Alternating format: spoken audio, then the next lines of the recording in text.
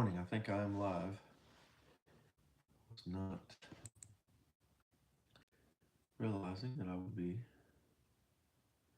I think I am. So good morning. So good morning. Get some music.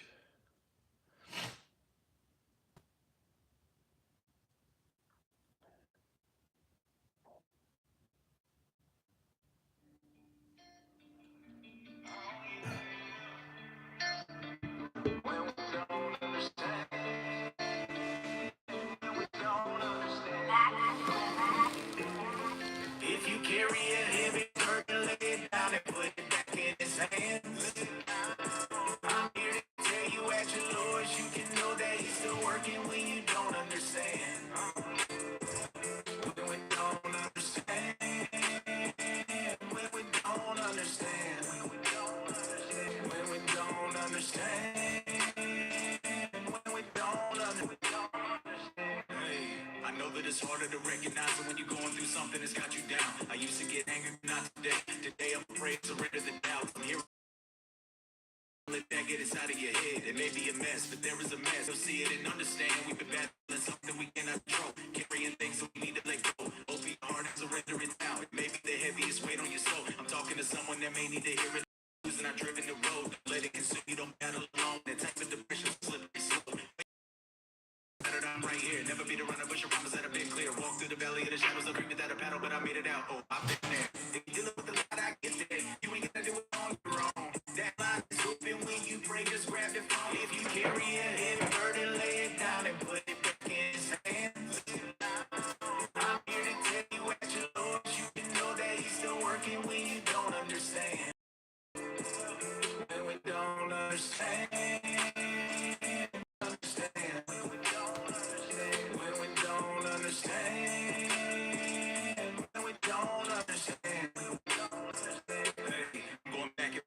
Figure this out. Do I need to make a turn to take a different overthink? Stressed out with the lack of patience, trying to understand what this is about. I backed up to the one with no options, battling negative thoughts of my conscience. Tell me that there is a purpose through all of the pain. It's harder to see it for mine. You in order to grow, you gon' walk through the fire when you really invest it. And when it's all over, you'll see why I did it. Then maybe you'll see it's a blessing. You gotta push hard when it's harder to pray. When you feel like it's over, there's always to an end. Look over instead, I'm just turning the page. Even when I don't know where I'm going and I lack the directions. All things are working for good is the message. Trust in the Lord and believe it, especially when you just don't understand it, man. If you're dealing with a lot, I get that. You ain't gotta do it on your own. That line is open when you bring this grab the phone. If you carry a heavy burden, lay it down and put it back in his hands. I'm here to tell you at your lowest, you can know that he's still working when you don't understand. Don't understand. When we don't understand. When we don't understand. When we don't understand.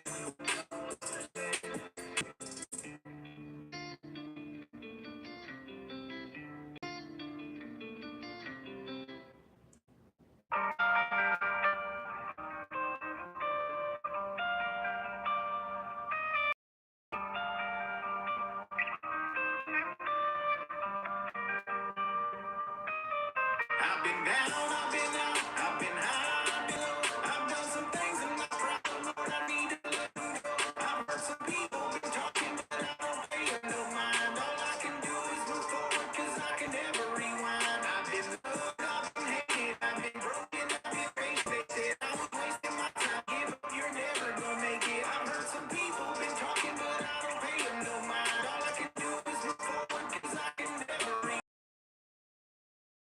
But I could never be in this place if it wasn't for the Lord. And every time I pick it, give him all the glory. Now you know what's in store. You gotta persevere through and have faith. Can't just throw it all over me if you never been a day. The darkness will be there for only a moment, but it has to go when you turn and you pray. I had people turn on me, tell me I'm nothing. Had custody battles out of the courts. I've been in the hood, I live in the country. My house has been raided by half the force. When 2011 came, I couldn't shake it. I hated, I couldn't take it no more. I dropped to my knees and I gave it to Jesus. He is the answer we're all looking for. Forget a better path, let it go.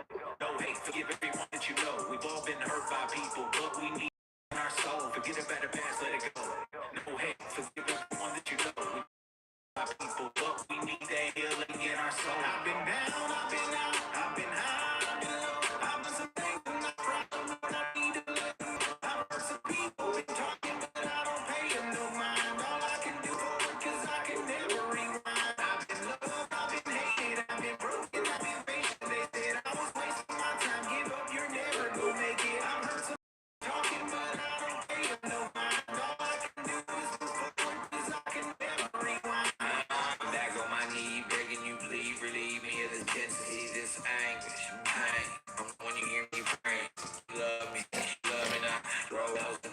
feet, but where I be, a better place to be. Everybody be better off without me. Depression, depressed, keep it suppressed. I don't know, I feel like this man lose it. And any moment, no control it. I smile in public, so they think it's all good, knowing it ain't. All this strain, I can't think. Again, I can't complain. My babies are healthy, my woman is good. Got a pocket full of money, and that dirt don't mean nothing. When you can't come, you better say something, baby. You better be bumping, basically. What I'm saying, God, you a chance. Don't be playing sitting there with that straight face. None of my moves with hate base. Nothing I can't take, I say in the blood. Nobody can say I ain't get out the mud. Nothing I can't take, I say in the blood. Nobody can say I ain't make it out the hood. Nothing I can't take, I say in the blood. Pray God. Some things I'm not proud of, Lord, I need to let them go. I've heard some people been talking, but I don't pay them no mind. All I can do is move forward, cause I can never rewind. I've been loved, I've been hated, I've been broken, I've been patient. They said I was wasting my time, but you're never gonna make it. I've heard some people been talking, but I don't pay them no mind. All I can do is move forward, cause I can never rewind.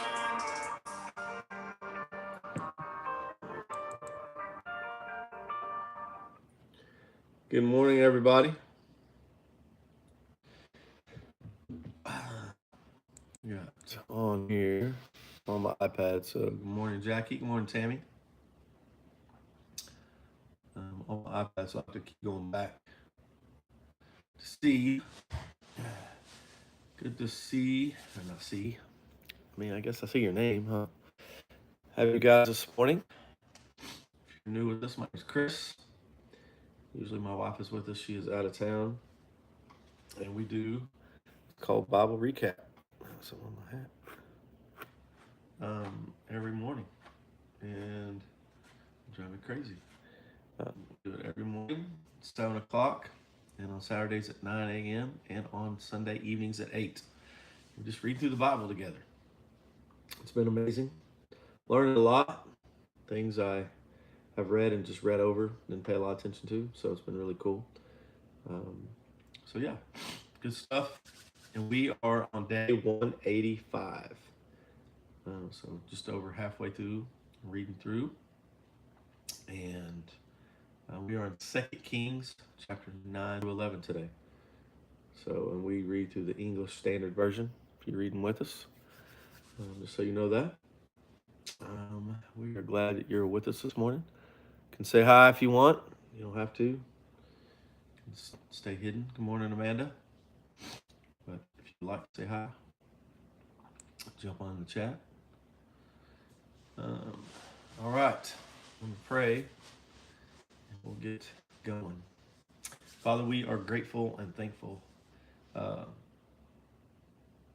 your love. We are grateful and thankful that when the enemy reminds us of our past, Father, that you forgive us.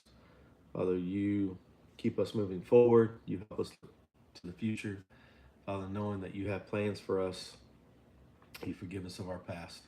And so we're grateful and thankful for that. So just when the enemy reminds us of that, help us to stand firm in your word and your truth, that we're forgiven.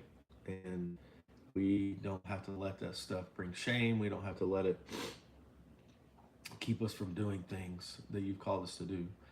Matter of fact, we can use those things to encourage others and to guide others to not make the same decisions we made, or allow the enemy to do what he did to us. So help us to remember that it's our past is opportunity to learn and grow and guide and give other people encouragement for their future. So Lord, we're grateful for that. We pray for your word, that it will come alive today. Teach us something new as we ask every day. Help us to apply it to our lives. Help us to love people well. In Jesus' name, amen. All right. How is the connection? I think I have everything off. You can let me know that too. Just want to make sure we're good. So, all right, let me pull this up.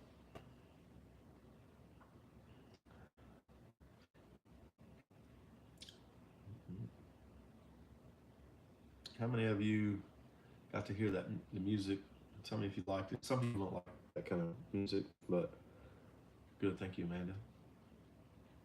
Um, I love it, but it's not everybody's thing. So good though. I love those guys. They're called Rare, a breed, and I love it. It's definitely my jam. All right. Second Kings chapter 9 to 11. Sorry. Jehu, anointed king of Israel.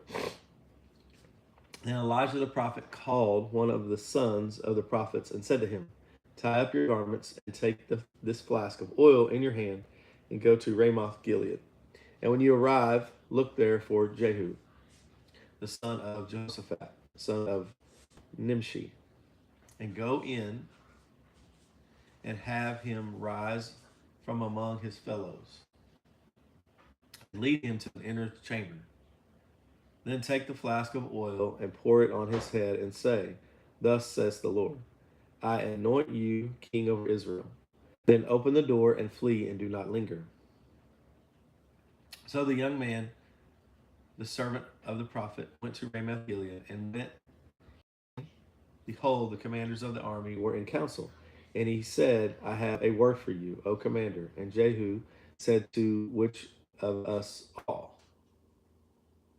And he said, to you, O commander.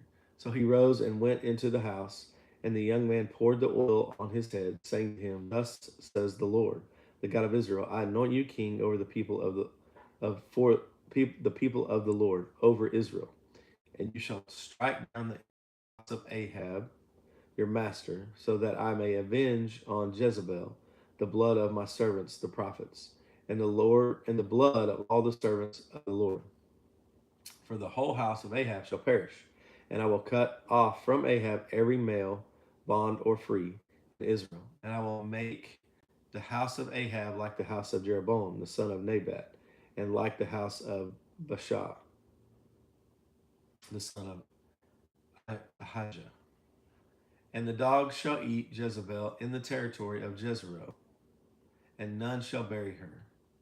Then he opened the door and fled. Yeah, I might have would have fled too.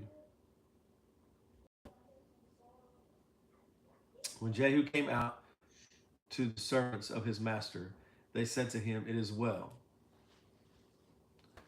Why did this mad fellow come to you? And he said to them, you know the fellow and his talk. And they said, that is not true. Tell us now.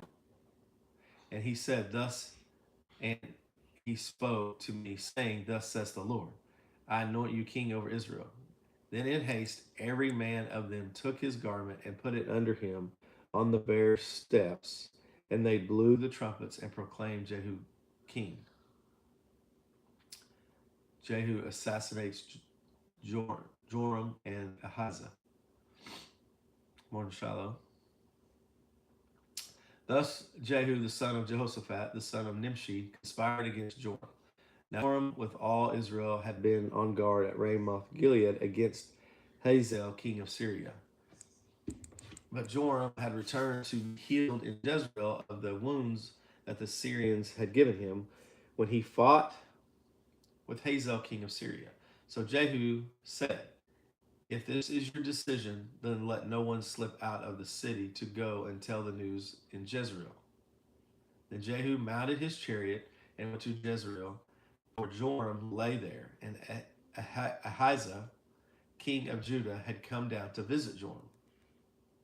Now the watchman was standing on the tower in Jezreel, and he saw the company of Jehu as he came and said, I see a company. And Joram said, take a horseman and send to meet them, and let him say, is it peace? So a man on horseback went to meet him and said, thus says the king, is it peace? And Jehu, what do you have to do with peace? Turn around and ride behind me. And the watchman reported, saying, the messenger reached them, but he is not coming back. Then he sent out a second horseman who came to them and said, "Thus the king has said, is it peace?" And Jehu answered, "What do you have to do with peace? Turn around and ride behind me." Again the watchman reported, he reached him, but he is not coming back. And the driving and the driving is like the driving of Jehu, the son of Nimshi, for he drives furiously. I know a few people who drive furiously. Joram said, "Make ready," and they made ready his chariot. Then Joram, king of Israel, and Ahaziah, king of Judah, set out each in his chariot and went to meet Jehu. Good morning, bud. Y'all going back to the bedroom? No. You want to say hi? Keep coming. Keep coming. Hi. What's up, bedhead? You hear me? I need to stay in there for me, okay? Okay. I'll try to go back to sleep. Us? Yeah. What? You ain't been asleep that long. Well, anyway. And went to meet Jehu and met him at the property of Naboth the Jezreelite. And when Joram saw Jehu, he said, "It is peace, Jehu?" Question mark. He answered, "What peace can there be so long as the whorings and the sorceries of your mother Jezebel are so many?" Then Joram reigned about and fled, saying to Ahaziah, "Treachery, O Ahaziah." And Jehu drew his bow with full strength and shot Joram between the shoulders, so that the arrow pierced his heart, and he sank in his chariot. Jehu said to Bidkar, his aide, "Take him up and throw him on the plot of ground belonging to Naboth the Jezreelite. For remember, when you and I rode side by side behind Ahab his father, and how the Lord made his pronouncement against him. As surely as I saw yesterday the blood of Naboth and the blood of his sons, declares the Lord, I will repay you on this plot of ground. Now therefore take him up, throw him on that plot of ground, in accordance to the word of the Lord." When Ahaziah the king of Judah saw this, he fled in the direction of Beth Hagen. And Jehu pursued him and said, "Shoot him also." And they shot him in the chariot at the ascent of Gur, which is by Eblam, and he fled to Megiddo and died there. His servant carried him in a chariot to Jerusalem and buried him in his tomb with his father in the city of David. In the 11th year of Joram, the son of Ahab, Ahaziah began to reign over Judah. When Jehu came to Jezebel heard of it, and she painted her eyes and adorned her head and looked out of the window. And as Jehu entered the gate, she said, "It is peace, you Zimri, murderer of your master." And he lifted up his face to the window and said, "Who is on my side?" Who? 2 or 3 eunuchs looked out at him. He said, "Throw her down." So they threw her down, and some of her blood splattered on the wall and on the horses, and they trampled on her. Wow. Then he went in and ate and drank. All right. Time to celebrate. Killed the, I don't say it.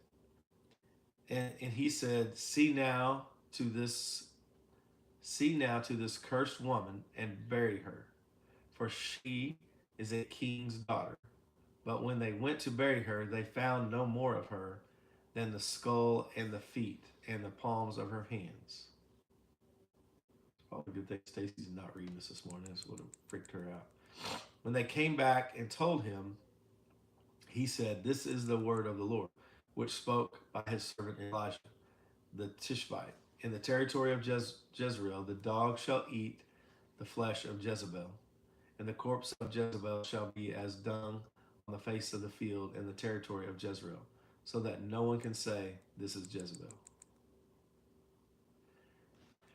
Whoo! I don't know, but That sounds like kind of a pretty painful way to die. But I guess when you kill a bunch of God's prophets, you better watch out because he ain't playing around.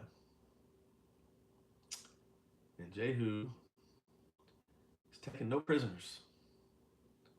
He's just taking everybody out.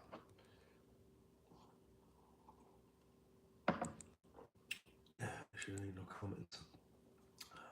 Good morning. Good morning. Good morning, Mary. I didn't see that. Good morning, Jason Mary. I had no comments from anybody on that chapter. A little cray cray. Um, a little of may get away with some stuff for a while, but God gonna come back full circle on that kind of deal. All right, Jehu slaughters Ahab's descendants.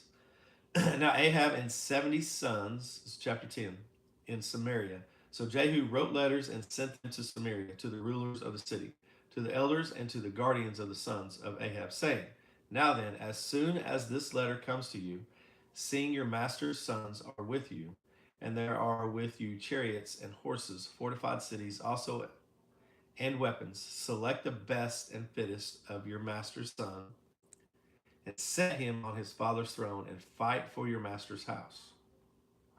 But they were exceedingly afraid, and said, Behold, the two kings could not stand before him. How can we stand? So he went over the palace, and he who was over the city, together with the elders and the guardians, sent to Jehu, saying, Why are your servant? I'm sorry, we are your servants, and we will do all that you tell us. We will not make anyone king. Do whatever is good in your eyes. And he wrote to them a second letter, saying, If you are on my side, and if you are ready to obey me, take the heads of your master's sons and come to me at Jezreel tomorrow at this time. They were like, Yeah, I don't think so. Now the king's son, 70 persons were with the great men of the city who were bringing them up. And as soon as the letter came to them, they took the king's sons and slaughtered them, 70 persons, and put their heads in baskets and sent them to him at Jezreel. What? When the messenger came and told him, They have brought the heads of the king's sons, he said, Lay them in 2 heaps at the entrance of the gate until the morning. Then in the morning, when he went out, he stood and said to all the people, You are innocent. It was I who conspired against my master and killed him. But who struck down all these? Know then that there shall fall to the earth nothing of the word of the Lord, which the Lord spoke concerning the house of Ahab. For the Lord has done what he said by his servant Elijah. So Jehu struck down all who remained of the house of Ahab in Jezreel, all his great men, and his close friends, and his priests, until he left no one remaining. Hold up. What did I miss?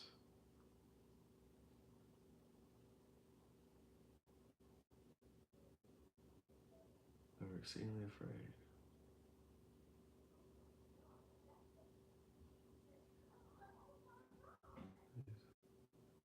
I mean, he didn't tell them to cut their heads off, right? That's the fist. Now, as soon as the letter comes, this letter comes to you, seeing your master's sons are with you, and they are with your chariots and have fortified cities and weapons. Select your best and fittest master's son, set him on his father's throne, and fight your master's house. They were exceedingly afraid. Behold, the two kings could not come before him. How then can we stand? Saying, house. So they just,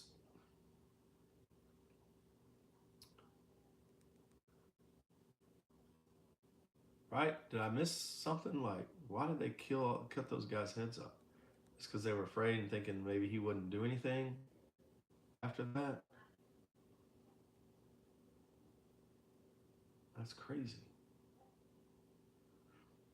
All right, verse 12. And he set out and went to Samaria. On the way, when he was at Beth Eked, Eked of the shepherds, Jehu met the relatives of Ahaziah, king of Judah, and he said, "Who are you?" And they answered, "We are the relatives of Ahaziah, and we came down to visit the royal princes and the sons of the queen mother." He said, "Take them alive." And they took them alive and slaughtered them at the pit of Beth Eked, 42 persons, and he spared none of them. And when he departed from there, he met Jehonadab, the son of Rechab, Rechab, Rechab, I don't know, coming to meet him. And he greeted him and said to him, "Is your heart true to my heart as mine is to yours?" And Jehonadab answered, "It is." Jehu said, "If it is, give me your hand." So he gave him his hand, and Jehu took him with him into the chariot. And he said, "Come with me and see my zeal for the Lord." I'd say so, he had zeal. So he had him ride in his chariot. And when he came to Samaria, he struck down all who remained to Ahab in Samaria until he wiped them out according to the word of the Lord that spoke to Elijah. The word of the Lord that he spoke to Elijah. Man.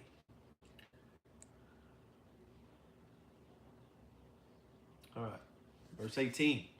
Then Jehu assembled all the people and said to them, "Ahab served Baal a little, but Jehu will serve him much." Ahab served Baal a little, but Jehu will serve him much. Now therefore call to me all the prophets of Baal and his worshippers and all his priests. Let none be missing, for I have a great sacrifice to offer to Baal. Okay. Whoever is missing shall not live. But Jehu did it with cunning in order to destroy the worshippers of Baal. And Jehu ordered, "Sanctify a solemn assembly for Baal." So they proclaimed it, and Jehu sent throughout all Israel, and all the worshippers of Baal came, so that there was not a man left who did not come. And they entered the house of Baal, and the house of Baal was filled from one end to the other. And he said to him who was in charge of the wardrobe, "Bring out the vestments for all the worshippers of Baal." So he brought out the vestments for them. Then Jehu went in the house of Baal with Jehonadab, the son of Rechab, and he said to the worshippers of Baal, "Search and see that there is no servant of the Lord here among you, but only the worshippers of Baal." Then they went in to offer sacrifices and burnt offerings. Now Jehu had stationed 80 men outside and said, "The man who allows any of those who I give into your hand to escape shall forfeit his life." So as soon as he made an end of offering the burnt offering, Jehu said to the guard and to the officers, "Go in and strike them down. Let not a man escape." So when they put them to the sword, the guard and the officers cast them out and went into the inner room of the house of Baal. And they brought out the pillar that was in the house of Baal and burned it. And they demolished the pillar of Baal and demolished the house of Baal and made it a latrine to this day. Well,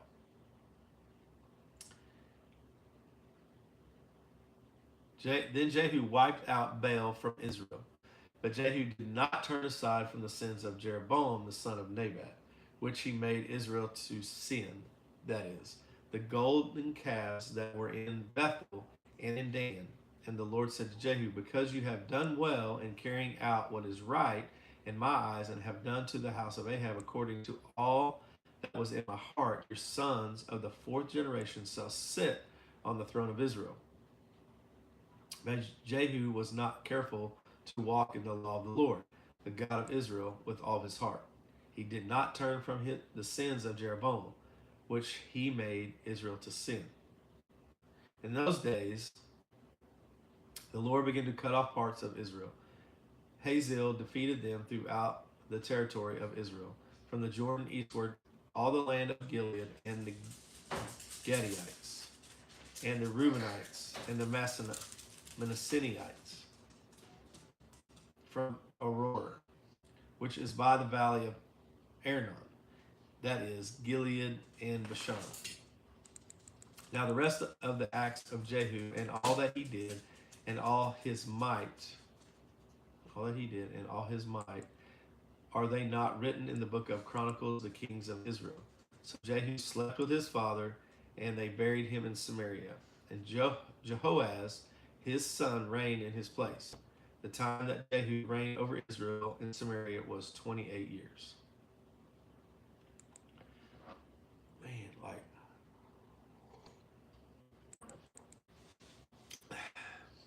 you see God's hand on you, you clearly go in and just wipe some people out. And not just wipe them out, like decimate, like humiliate, just brutal. So you see God's power, you see Him at work, and then yet at, at the end of that, you see that He still did not fully give His heart to the Lord. Um, oh, it's crazy, but it's humanity. All right, Athaliah reigns in Judah. Now, when Athaliah, the mother of Ahaziah, saw that her son was dead, she arose and destroyed all the royal family. But Jehoshabiah, Jehoshabah, Jehoshabi, Jehosheba, Jehosheba, that'll work.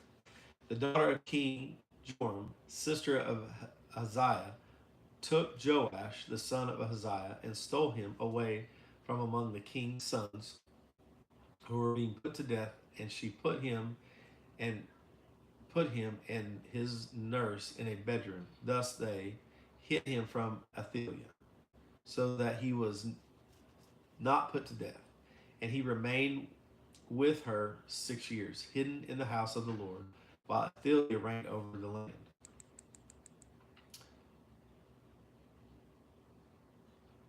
Why is it that during this time, I don't know, we're going to keep reading here, but it seems like most of the women that were in charge, or kind of made themselves in charge of whatever, they were pretty brutal. But in the 7th year, Jehoiada sent and brought the captains of the Carites and of the guards, and had them come to him in the house of the Lord. And he made covenant with them and put them under oath in the house of the Lord. And he showed them the king's son. And he commanded them, "This is the thing that you shall do.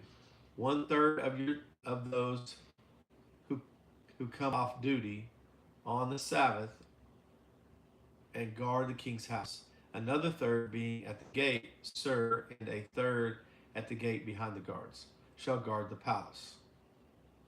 And the 2 divisions of you which come on duty in force on the Sabbath and guard the house of the Lord on behalf of the king shall surround the king, each with his weapons in his hand. And whoever approaches the ranks is to be put to death. Be with the king when he goes out and when he comes in." The captains did according to all that Jehoiada the priest commanded, and they each brought his men who were to go off duty on the Sabbath with those who were to come on duty on the Sabbath, and came to Jehoiada the priest. And the priest gave to the captains the spears and shields that had been King David's, which were in the house of the Lord. And the guards stood, every man with his weapons in his hand, from the south side of the house to the north side of the house, around the altar in the house on behalf of the king. Then he brought out the king's son, put the crown on him, gave him the testimony, and they proclaimed him king and anointed him. And they clapped their hands and said, "Long live the king." When Athaliah heard the noise of the guard and of the people, she went into the house of the Lord to the people, and when she looked, there was the king standing by the pillar, according to the custom, and the captains and the trumpeters beside the king, and all the people of the land rejoicing and blowing trumpets. And Athaliah tore her clothes and cried, "Treason, treason!" Then Jehoiada, the priest, commanded the captains who were set over the army, "Bring her out between the ranks, and to death, put to death with the sword anyone who follows her." For the priest said, "Let her not be put to death in the house of the Lord." So they laid hands on her, and she went through the horses' entrance into the king's house, and there she was put to death. And Jehoiada made a covenant between the Lord and the king and people, that they should be the Lord's people, and also between the king and the people. Then all the people of the land went in the house of Baal and tore it down. His altars and his images they broke into pieces, and they killed Matan, the priest of Baal, before the altars. And the priest posted watchmen over the house of the Lord, and he took the captains, the Karaites, the guard, and all the people of the land, and they brought the king down from the house of the Lord, marching through the gate of the guards to the king's house. And he took his seat on the throne of the kings. So all the people of the land rejoiced, and the city was quiet after Athaliah had been put to death with the sword of the king's house. Jehoash I was going to say, he had to be young. And here it is. Jehoash was 7. All right, Mary, you talked about this the other day. Jehoash was 7 years old when he began to reign. 7.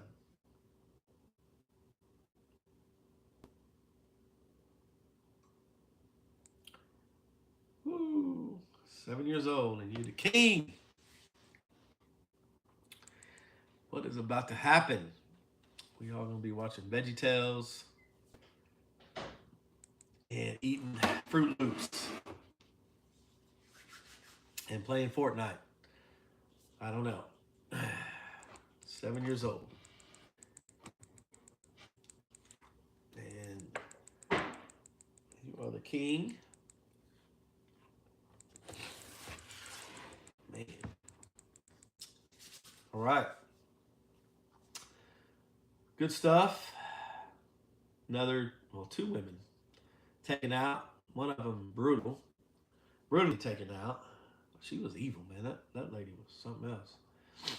Of course, Athaliah wasn't much better. Um, she didn't die as brutally, anyway, but nonetheless, she was killed too. A lot of the women in that time that got power, like they were pretty brutal. Seems to me.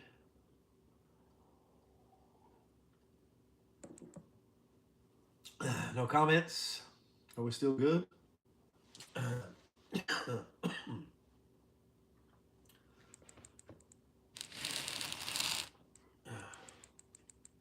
right. Nothing.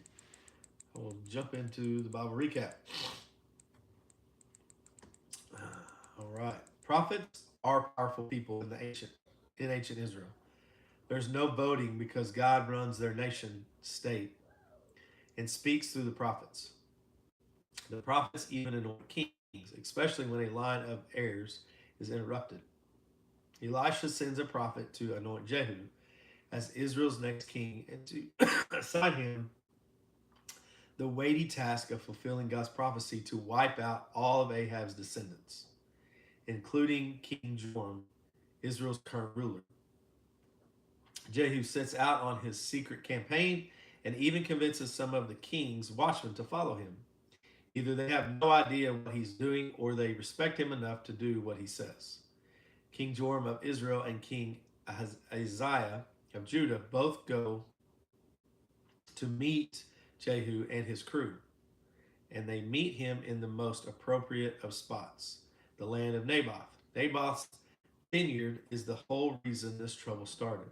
Ahab wanted it, Jezreel killed for it, and God pronounced the death penalty on the whole family, which Jehu is here to enact. He kills both kings, then goes after Jezebel. She yells out the window and compares Jehu to Zimri, Israel's 7-day king who killed Omri. She basically saying Jehu might get away with what he's trying to do, but his kingdom won't last long.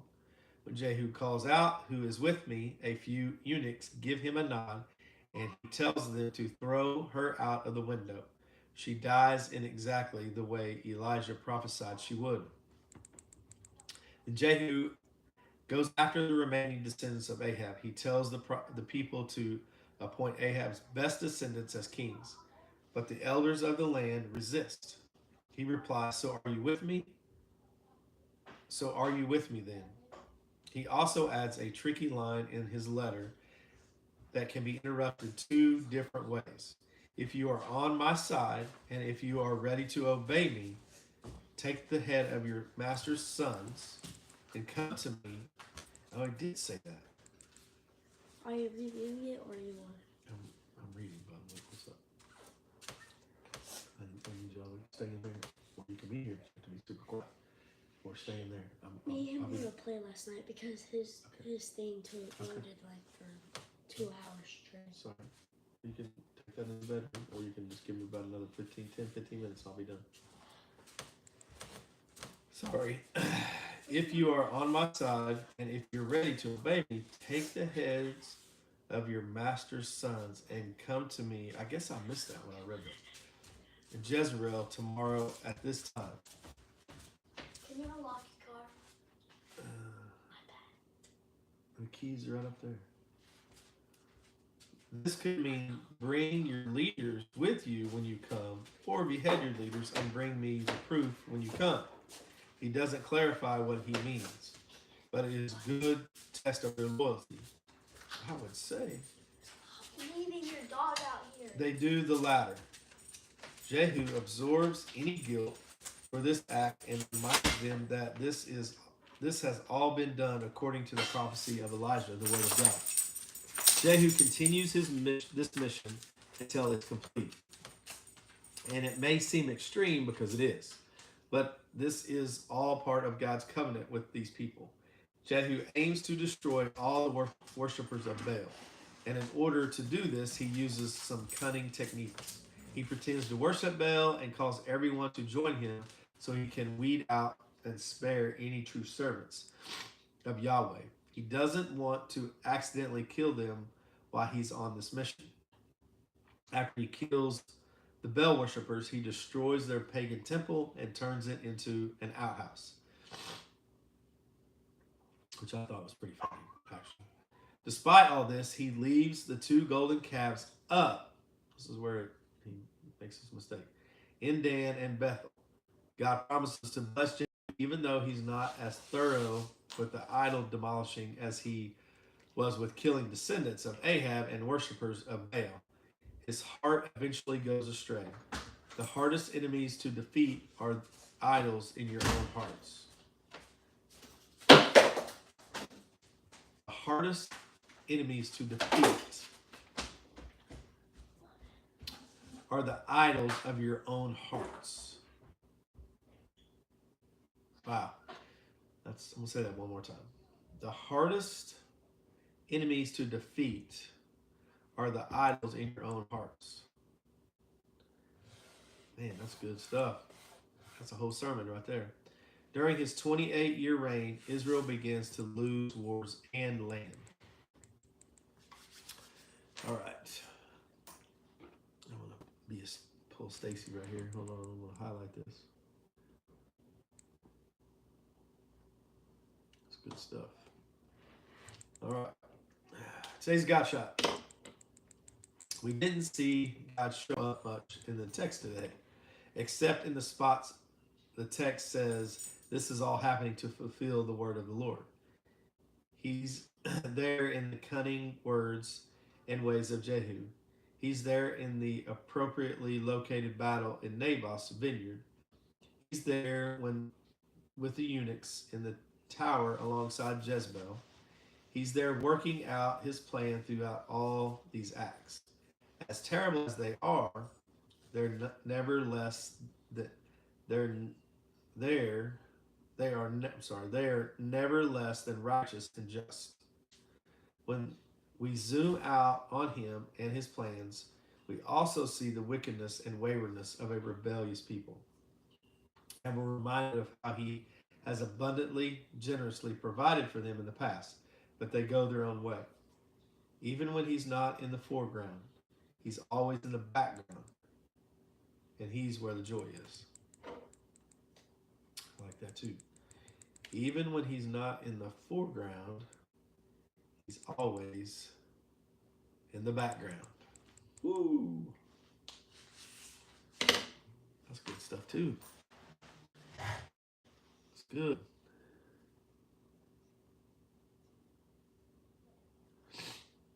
Um, all right. Tell me what you got. You got any words, God shots? Speak to me. Tell me what you got going on.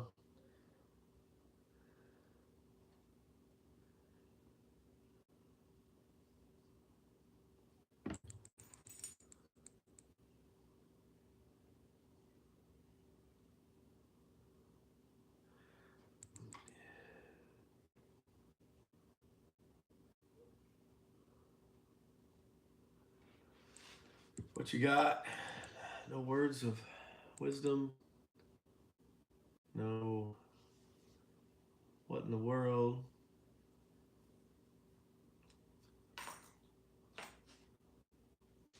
Anything? Any words? You guys still with me?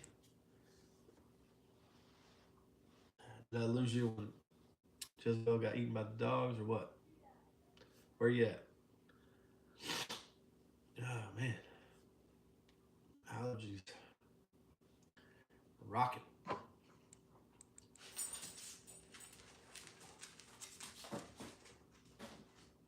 All right, no words. Today, I will say that for me, I would say what jumps out the most are um, those two sayings. Um, those two one sentences jump out. The hardest, the hardest enemies to defeat are the idols in your own hearts. I think there's so much in that one sentence that I mean you see Jehu who is obedient and he's powerful and he takes out the people that God tells him to and he knocks down the house of Baal and kills all these folks, and yet there's just this one thing that he struggled with, and God, in spite of it, God still had used him. I mean, it ended up costing him later. um, and so it's just those for us today when we don't have golden calves, so to speak, but we have idols, um, and we have idols, things that we struggle with, and so I think um, it's just a good reminder to always, always, always, daily, daily, daily, daily, do a heart check. What is the idol? Because the idols can change from day to day.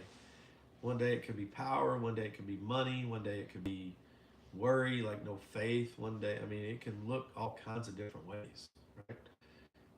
So what is it that gets your attention? What is it that gets your heart? What is it that gets your mind, your thoughts? Like, because that's what can become your idol. It can be all kinds of things.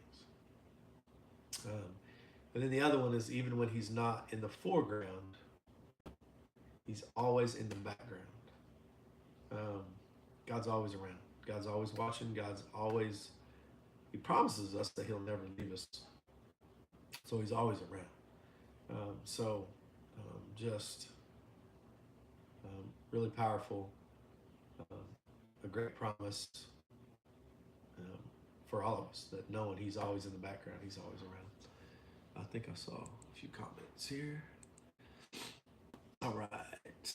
Looks like there's still five of us. There was a whole lot in the reading day. Yes, there was. But I really enjoyed the recap. Stay with me.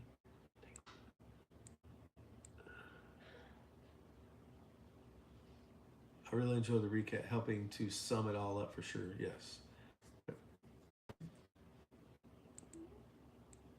Sorry, it doesn't stay up there very long. Those were good to me. The hardest enemies to defeat are the idols in our own heart. That punch, yes. So true, Shiloh. So true. And I think because it's easy, like for us to see all this, and we can read about these people and be like, man, you guys, blah blah. I mean, what were you thinking? Even Jehu, like, what were you thinking?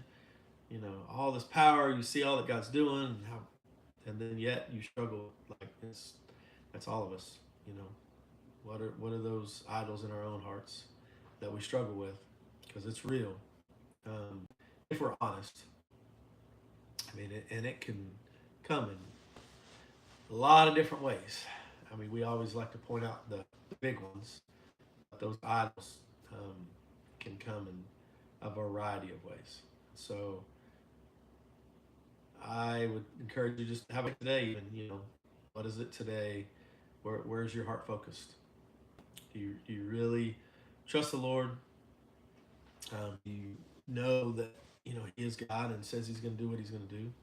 Um, I mean, right now for me, just be maybe a little vulnerable on here. Like with us moving here, I'm super pumped. I'm excited about what God's going to do. I trust Him, and yet when I start thinking about all that we have to do, like every day, walking around doing things. We went into another building yesterday. I posted about it, and we ended up having to rip out a whole wall. Um, Probably the whole building, like I said in the video, needs to be torn down. But just it, another thing, right?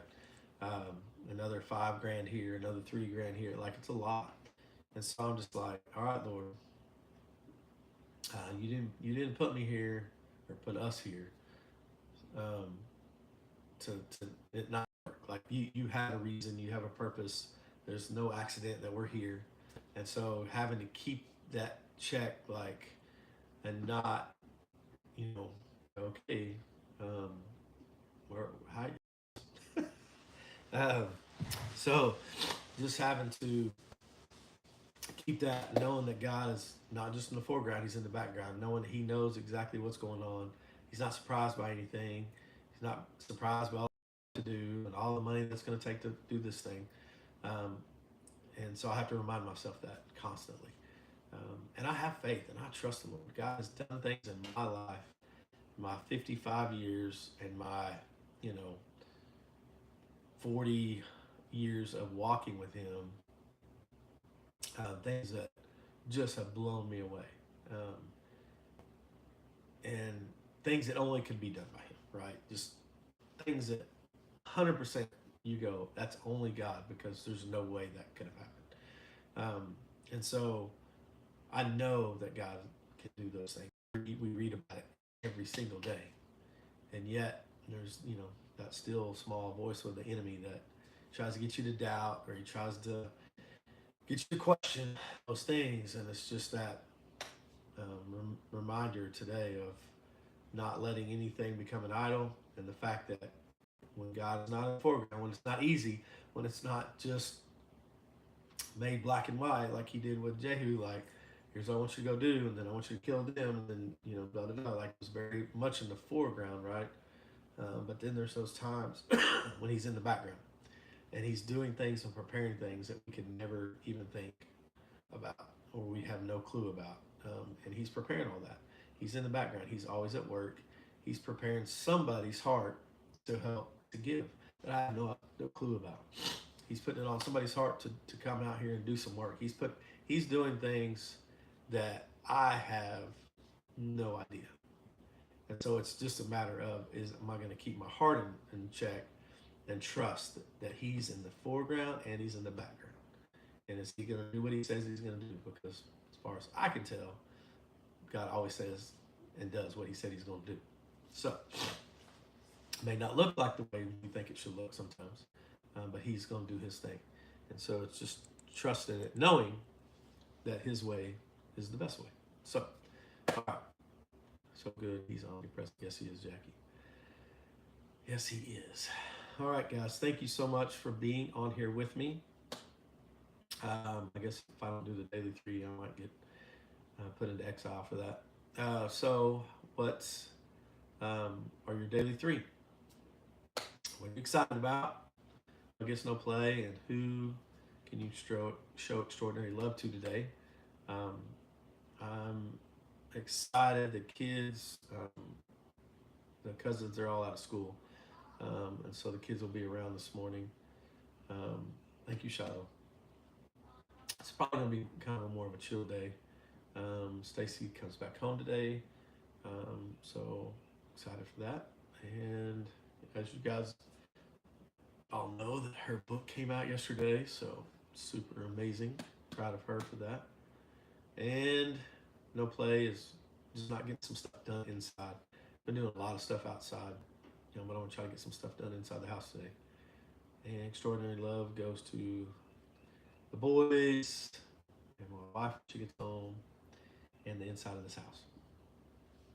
All right. I think everybody maybe has bounced or lost everybody. I'm not real sure what happened.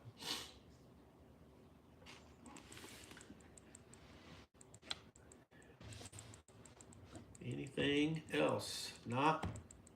You guys have a great day. Great weekend. It is Friday and it is September 1st. Friday, September 1st. We have crossed over into September. Love that it's September and excited to see my girl Cassidy cheer at her home game. The pep rally. Nobody gets some rest. Extraordinary. Love this going on. Awesome. Yes, I was at excited for Bailey's volleyball game tonight. No play is not finishing a presentation for work. Love goes to Bailey. Thank you, Amanda. I was at my nephew's football game last night. He plays for Denison, the freshman team. And cheerleaders were cheering. It just reminded me of my oldest daughter. She cheered from junior high or little all the way up through high school. And so excited about getting my house clean. No place worry. Extraordinary love goes to my hubby.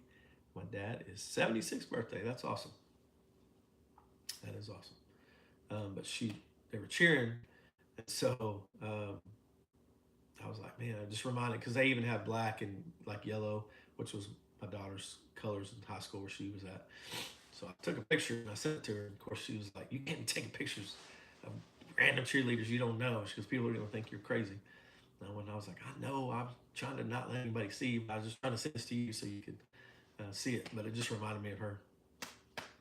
Anyway, it's fun. Fun stuff watching your kiddos. All right. Thank you guys for sharing. I hope you guys have a great weekend. I'm going to let you go. Have a blessed day. Peace out. 1, 2, 3. He's where the joy is. My heart, a little better. I don't know. I'm not great at it. All right. Have a great day, guys.